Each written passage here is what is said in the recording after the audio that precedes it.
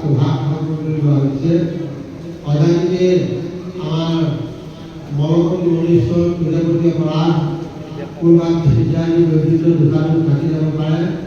মহন্তই সমাজী ভ্ৰমণ বুলি এটাই বাক্য আছে। অজানিতে কোৱা ভুল ভ্ৰান্তিখিনি আপোনালোকে পৰিত্যাগ কৰিব। কৃষ্ণ আপোনালোক সৰ্বজনৰ বিদিত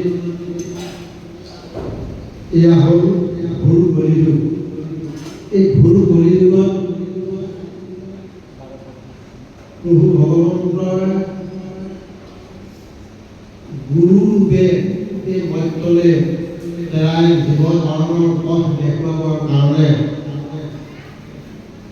মৰ্ত্য ধামলৈ নামি আহিছে। সেয়েহে আমাৰ মহাপুৰুষ মাধৱদেৱে এভাগী নাম ঘোষাৰে এটি গোটত আমাক নিৰ্দিষ্টকৈ ধাৰণা কৰি ল'বলৈ উপদেশ দিছে।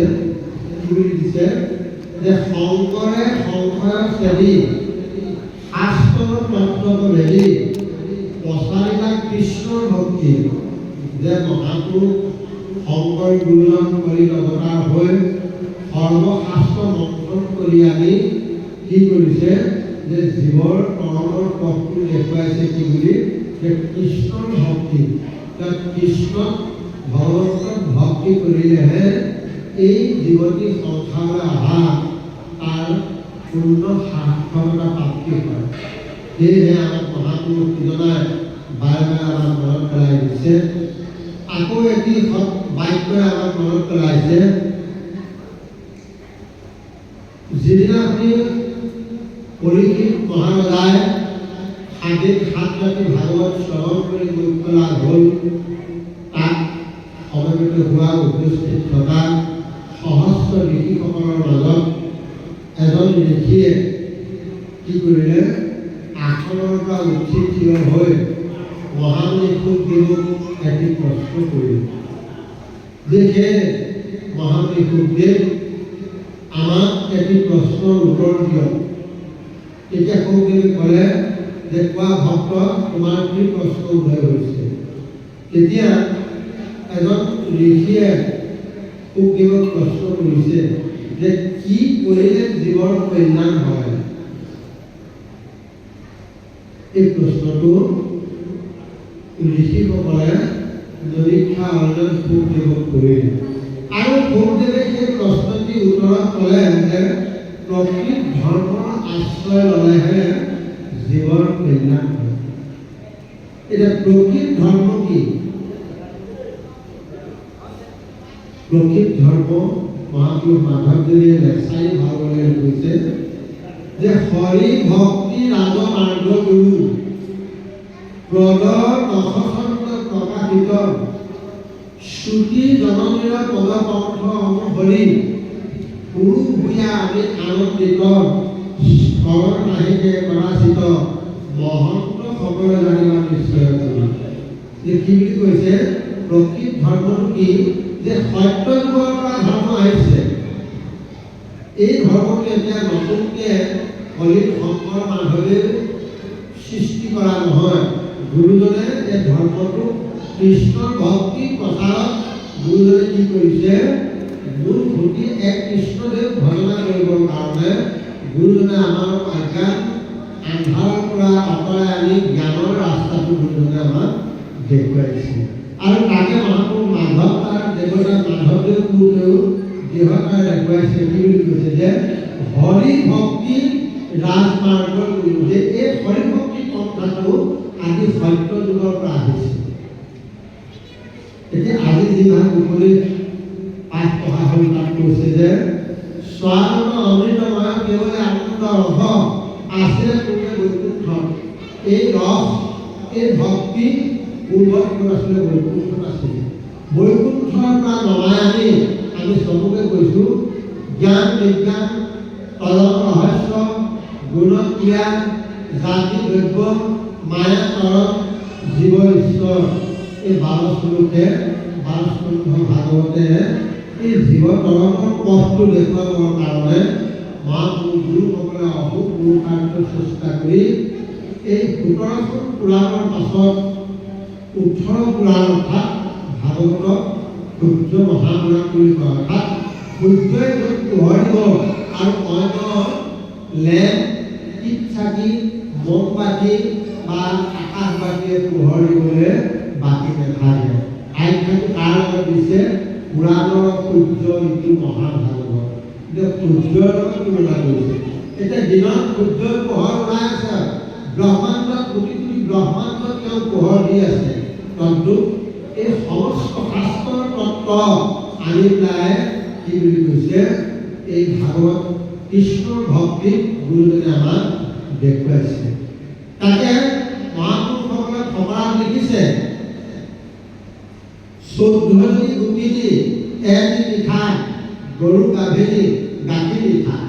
অৰ্থাৎ 14জনী গোপিনী অৰ্থাৎ 14 শাস্ত্ৰ, এটি মিঠা অৰ্থাৎ যিমান শাস্ত্ৰ আছে সমস্ত তত্ত্ব পৰমাত্মা কৃষ্ণ। এই কৃষ্ণকে ভক্তিৰ তত্ত্ব এটি মিঠা বুলি কোৱা হৈছে। আৰু গৰু গাভীৰ অৰ্থাৎ ধৰ্মৰূপী গাই। এই ধৰ্মৰূপী গাই কি কৈছে? গাই দুগ্ধ আছে, গাখীৰ আছে।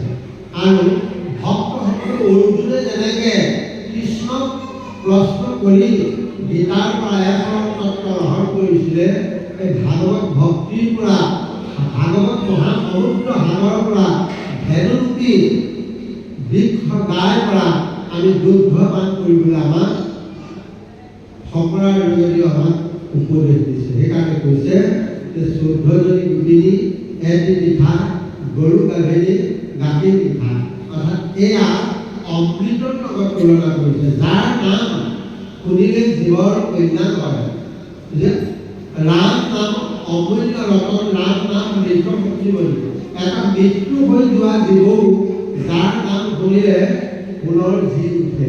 তাৰ উদাহৰণ মহাদেৱ, দেৱাদিদেৱ মহাদেৱে আদ্যশক্তি মাতাই এদিন মহাদেৱক প্ৰশ্ন কৰিছিলে, সেই দেৱাদিদেৱ, সেই জগতৰ গুৰু, সেই স্বামী গুৰু, তোমাক সকলোৱে পূজা কৰে, তোমাক সকলোৱে নাম লয়, বৰ বিচাৰে, তুমি সকলোৱে দেৱতাৰ মত দেৱ, কিন্তু মই মন কৰিছোঁ তুমি কাৰোবাৰ নাম জপি থাকা, কাৰোবাৰ নাম লৈ থাকা। তেতিয়া সেই নামৰ তত্ত্ব কথা, সেইজনৰ কথা ক'বলৈ শিৱই পাৰ্বতীক অনিলৰ স্থানলৈ লৈ গৈছিলে, য'ত এতিয়া বদ্ৰীনাথ বা অমৰনাথ বুলি কোৱা হয়। সেই অমৰনাথত দুটি কণী হেঁচা আহাৰে পাই দুটি কণী এৰি উঠি গৈছিলে, কণীকেইটা ঘোলা হ'ল।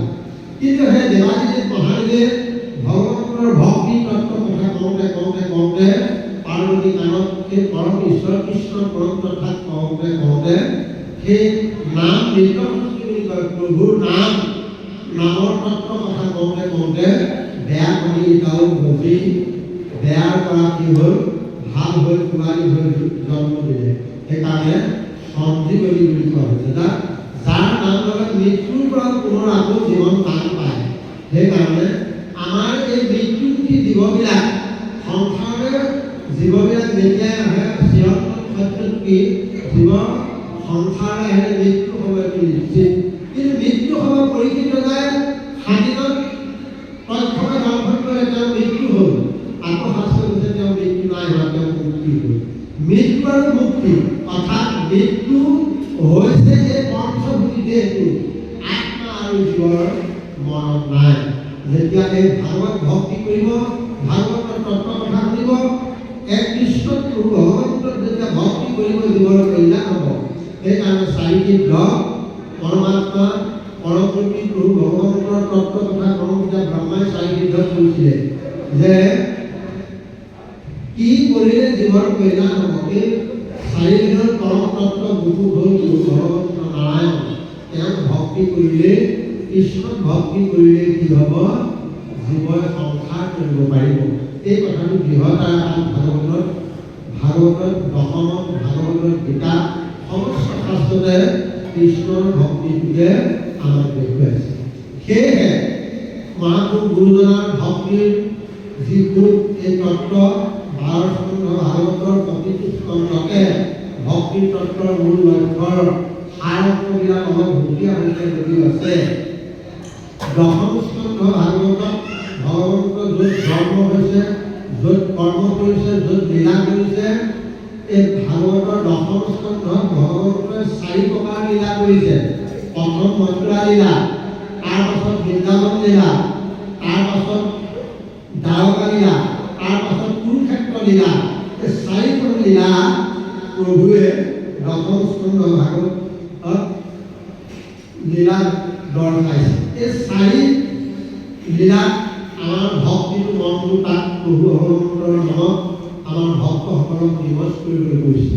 আমি সকলোজন মানুহ গৃহস্থী মানুহ, আমি সকলোজন কৰ্মময় মানুহ, আমি সকলোজন ঘোৰ কৰ্মৰ মাজত থকা মানুহ। তাৰ মাজতে গৃহস্থী সংসাৰ চাকৰি বাকৰি কৰ্মৰ মাজতে আমি যাতে প্ৰভুৰ নাম লৈ এই সংসাৰৰ পৰা যাতে আমি এটি সৎ বাৰ্তা লৈ পৰমাত্মাৰ লগত লীন হ'ব পাৰোঁ, তাৰ একমাত্ৰ পথ আমাক এই ভাগৱতে দেখুৱাই দিছে। আমি কথাখিনি আৰু দীঘলীয়া কৰিবলৈ নাযাওঁ, যিহেতু ভাগৱত ব্যাখ্যা অনুষ্ঠান আছে। সন্ধ্যা ভাগৱতে দশম স্কন্ধ ভাগৱতৰ ওপৰত ব্যাখ্যা হ'ব। আৰু কোনো ভক্তপ্ৰাণ ৰাইসকলে যদি মনতে ভাবে যদি আমি বুলি কথাটো বুজা অকণমান আশ্বাস হৈছে, কিবা বুজা নাই, আপোনালোকে বুজিব কাৰণে ৰাইজৰ মাজতে কাগজৰ টুকুৰাতে লিখি আগবঢ়াই দিব।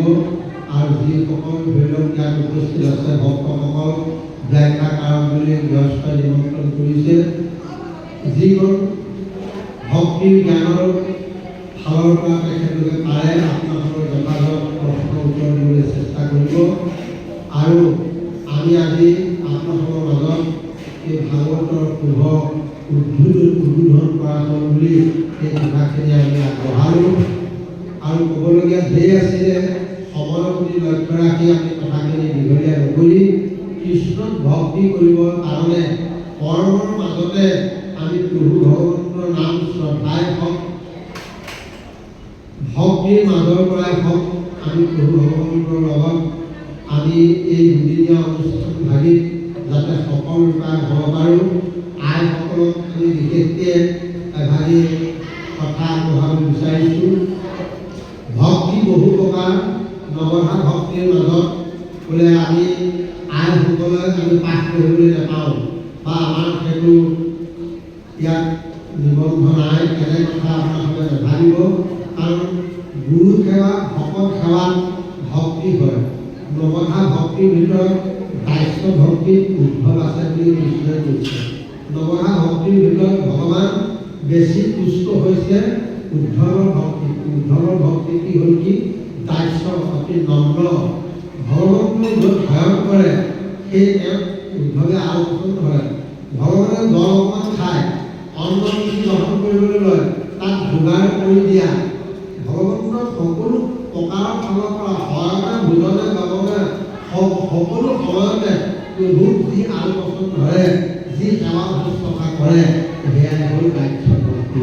সেই ভক্তিত নৱধা ভক্তিৰ ভিতৰত সেই ভক্তিত ভগৱন্তৰ অতি সোনকালে তুষ্ট হ'ব বুলি কৈছে।